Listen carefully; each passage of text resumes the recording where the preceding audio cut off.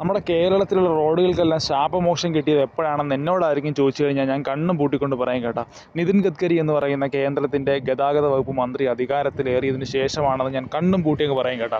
ഞാനിത് പറയുമ്പോൾ ഒരു പക്ഷേ നിങ്ങൾക്ക് എന്നോട് കണ്ണുകടി തോന്നാം, അസൂയ തോന്നാം, വെറുപ്പ് തോന്നാം, വിദ്വേഷം തോന്നാം, എന്നെ അൺഫോളോ ചെയ്യാൻ തോന്നാം, എന്നെ എന്താണ് ബ്ലോക്ക് ചെയ്ത് പോയിട്ടങ്ങ് തോന്നാം. പക്ഷേ അതൊക്കെ നിങ്ങളുടെ ഇഷ്ടമാണ്, നിങ്ങളുടെ ഇഷ്ടം ഞാൻ നിങ്ങളിലോട്ട് വിട്ടിരിക്കുന്നു. നിങ്ങൾക്ക് എന്ത് വേണം തീരുമാനിക്കാം. പക്ഷേ നമുക്കൊരു കാര്യം പറയണമെന്ന് തോന്നിക്കഴിഞ്ഞാൽ നമ്മളത് പറയണം കേട്ടോ. നമ്മളതിനെ മറച്ച് വെച്ചിട്ട് നമ്മുടെ ഉള്ളിൽ തോന്നുന്ന കാര്യങ്ങൾ മറച്ചു വെച്ചിട്ട് മറ്റുള്ളവർ എന്ത് വിചാരിക്കും, അവരെന്നെ വെറുക്കുമോ എന്നൊരു ഭയത്തിൽ നമ്മൾ പറയേണ്ട കാര്യങ്ങൾ പറയാതിരിക്കാൻ നമ്മൾ മടിക്കരുത് കേട്ടോ.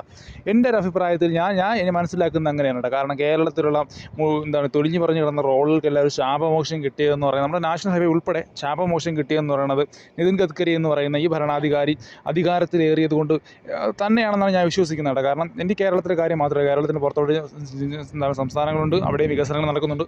ഞാനത് നേരിട്ട് കണ്ടിട്ടില്ല, അതുകൊണ്ട് എനിക്കറിയില്ല. കേരളത്തിലെ കാര്യം നമ്മൾ നേരിട്ട് കണ്ടുകൊണ്ടിരിക്കുന്ന കാര്യം തന്നെയാണ് ഞാൻ പറയുന്നത്.